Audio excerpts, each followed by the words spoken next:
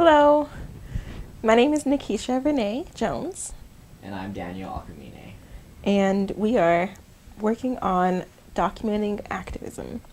Historiography of student activism at the University of Puget Sound and how it also relates to um, the general history of movements around our nation.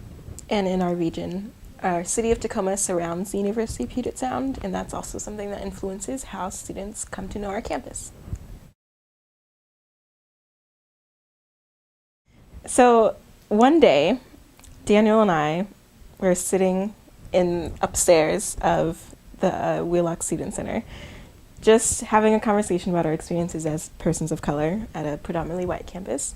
And we were sharing the same frustrations about how we both felt in some of our own ways like our experiences weren't really the most salient on campus. And me being African American, our body has only 2 to 3% African Americans currently in 2016. And with that, it makes it hard to find a community that is also aware of the same struggle and the same journey that you're going on, even though our lives are individual, but the struggle is the same. And that part, I think, is what led to wanting to really dig into the experiences of other students of color, because those are the people leading the way in activism, and find out what that side of campus life is like.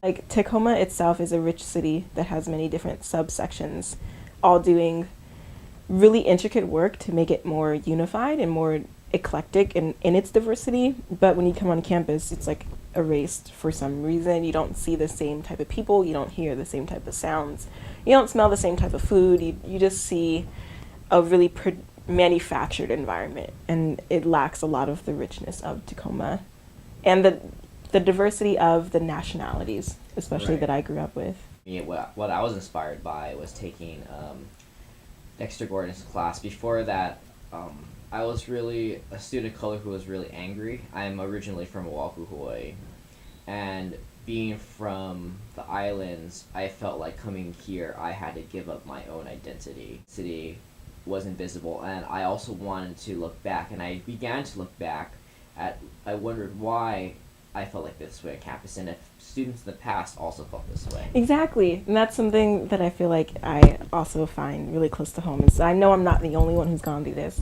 and especially leading the Black Student Union last year as president, met a lot of alumni who would talk about their experiences being an African American on campus 40, 50 years ago, even 10 years ago, and the trajectory of their experiences has spanned a lot of years and many decades, but the notion of not feeling at home is still the same, Right. or feeling marginalized or silenced or not adequately resourced, and all those other things you hear today is the same thing that somebody hears in 1968.